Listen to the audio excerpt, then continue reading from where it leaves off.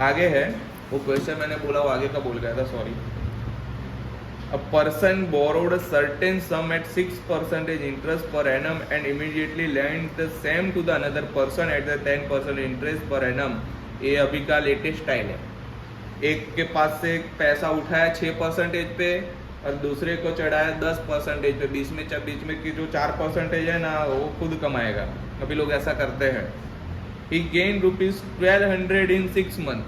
6 महीने में 1200 रुपये उसने कमाए।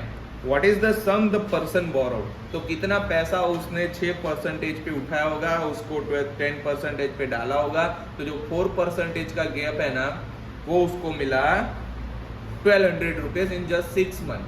तो उसने कितना पैसा 6% पे उठाया होगा, अपने को वो ढूंढना है। ठीक है, तो यहाँ पे अपने ऐसा लिख सकते हैं कि let the sum money borrowed is equal to पी। तो यहाँ पे मैं लिखूंगा borrowed money is equal to पी, बराबर। अब उसका 6% पर एनम गिनने जाए तो ऐसा बनेगा P half year multiply by 6 divided by 100, तो आंसर मिलेगा 3p डिवाइडेड बाय 100, बराबर। अब 10 पर ये 6% पे गिना, अब 10% पे गिनेंगे, p multiply by half an year multiply by 10 divided by 100, तो इसका आंसर मिलेगा 5p डिवाइडेड बाय 100। 6% पे 3p डिवाइडेड बाय 100, 10% पे 5p डिवाइडेड बाय 100। अब वो प्रॉफिट कितना बना रहा है? Profit is equal to 1200 rupees. अब प्रॉफिट 1200 रुपीज बनाए तो ये दोनों का गैप, इसका और इसका गैप इज इक्वल टू 1200 करेंगे तो अपने को प्रिंसिपल मिल जाएगी, है ना। तो अपने करेंगे 5p divided by 100 minus 3p divided by 100 is equal to 1200। Okay, 5p में से 3p जाएगा, बचेगा 2p, 2p नहीं 2p बचेगा। अब ये जो LCM था 100 हो यहाँ पे सामने मल्टीप्लाई हो जाएगा, p is equal to 1200 multiply by 100 divided by 2, तो आंसर मिलेगा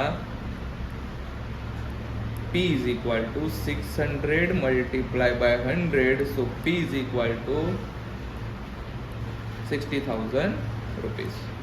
ठीक है, 60,000 रुपीज उसने उठाया था 6% ब्याज पे, एक को चढ़ाया 10% ब्याज पे, तो उसको 1200 रुपया प्रॉफिट हुआ था, बराबर। ऐसा हो सकता है और ऐसा करना मत। आगे, A lender lent ₹1 lakh to the 2 person। अब 1 लाख रुपये उसने 2 बंदे को दिए, 2 पार्ट्स में। The first man borrowed at 6% and second person borrowed at 6.5%। पहले बंदे को उसने 6% ब्याज पे पैसे दिए, दूसरे बंदे को उसने 6.5% ब्याज पे पैसे दिए। If the money lender receives 31,000 as the total interest in the 5 year। अब जिसने पैसे दिए थे ना उसको 5 साल के बाद उसको 31,000 रुपीज टोटल इंटरेस्ट मिला उसके प्रिंसिपल पे, बराबर। Then determine what sum was borrowed by each of the person. तो दोनों बंदे ने, एक 6% वाले ने और एक 6.5% वाले ने कितने पैसे उधार लिए होंगे ये ढूंढना है, बराबर। ये थोड़ा ट्विस्टर बोलते हैं इसको। तो अपने यहाँ पे अज्यूम करेंगे 1 पर्सन था ना, उसने जो अमाउंट बोरो की ना इज इक्वल टू x लिखेंगे। तो सेकंड पर्सन है ना, उसने कितना बोरो किया होगा? तो कॉमन सेंस है कि यहाँ पे उसने बोला है 1 लाख रुपए, बराबर। तो 1 लाख उसमें से इसका चला गया, उतना उसने बोरो किया होगा। x इसने मान लो कि 1 लाख में से इतने अमाउंट इसने करी थी, तो जो बचा वो दूसरे ने करा होगा, है ना। तो अब 5 ईयर के लिए 6% रेट पे x अमाउंट पे कितना उसको इंटरेस्ट रहेगा वो कैलकुलेट करते हैं। तो SI is equal to P into R into N divided by 100।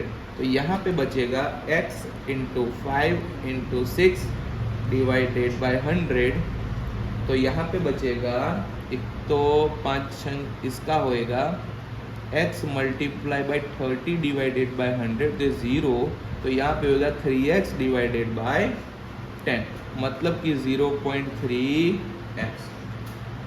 अब सेकंड का ढूंढेंगे, ये अपने ने 1% का ढूंढा x वाले का, अब अपने ढूंढेंगे 1 लाख माइनस x वाले का, बराबर। उसका भी सिंपल इंटरेस्ट डालेंगे, ऐसा is equal to P into R into N divided by 100। यहाँ पे देखना, ये x की जगह पे मैं लिखूंगा 1 लाख माइनस x, बाकी सब सेम का सेम। और यहाँ पे रेट ऑफ इंटरेस्ट इसका 6% था, लेकिन ये भाई साहब का 6.5% है, डिवाइडेड बाय 100। तो इसका सॉल्यूशन करोगे तो आपको आंसर मिलेगा 32,500 माइनस 32.5x डिवाइडेड बाय 100। तो आंसर इज 32,500 माइनस 0.325x। ऐसा इसका आंसर 6% वाले का ये मिला, ये है 6% वाले का, और ये जो आंसर मिला वो मिला अपने को 6/2%, मतलब कि 6.5% वाले का, ठीक है। अब now the total interest that the lender receive is equal to 21,000 rupees, मतलब कि इसका और इसका मिला के उसको 31,000 मिला है। तो अपने ऐसा लिख सकते हैं, total interest received is equal to 31,000। अब यहाँ पे लिखेंगे 0.3x plus 32,500 minus 0.325x is equal to 31,000। अब इस इक्वेशन को सॉल्व करोगे तो तुमको आंसर मिल जाएगा, बराबर। तो 0.325x में से 0.3x जाएगा तो वहाँ पे बचेगा 0.025x, और 32,500 31,000 उसका माइनस होएगा 1500। तो यहाँ पे x is equal to 150 divided by 0.025, answer आएगा 60,000 रुपीज। अब ये 60,000 रुपीज x मिला है एक का, तो पहले का आंसर, इसका आंसर अपने को मिल गया 60,000। तो अनदर पर्सन का क्या होगा? तो अनदर पर्सन की एक इक्वेशन है, second person borrowed. Second person borrowed में क्या था? 1 2 3 4 5 माइनस एक्स।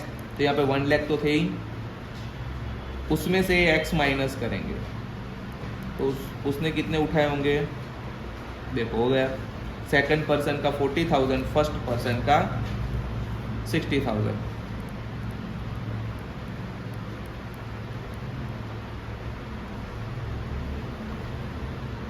ठीक है, ऐसे होता है। इसमें हम गरीब नहीं थे।